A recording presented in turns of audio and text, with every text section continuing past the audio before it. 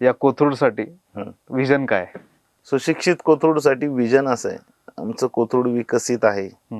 कोथरूडच्या लोकांची जी मूळ गरज आहे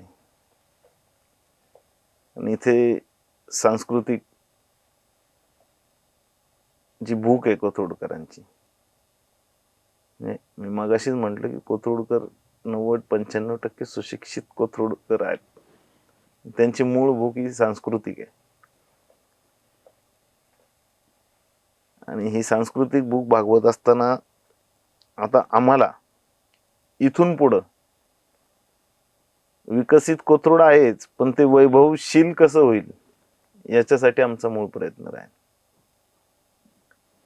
ते वैभवशील करण्यासाठी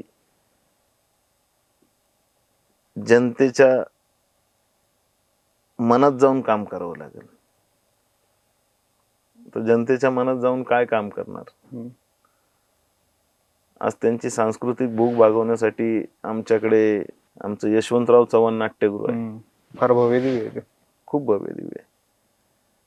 त्या नाट्यगृहाच्या बाजूलाच आम्ही अजून एक मिनी थिएटरचं काम चालू आहे.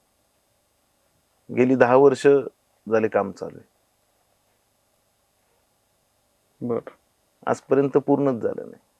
10 वर्षापासून पूर्ण 10 वर्षापासून पूर्ण झालेलं नाही. तर ते आम्ही लवकरात लवकर सुरू करायचं एक विजन डोक्यामध्ये ठेवलंय. कोथरूडकरांच्या आरोग्याच्या दृष्टीने काही प्रश्न आहेत.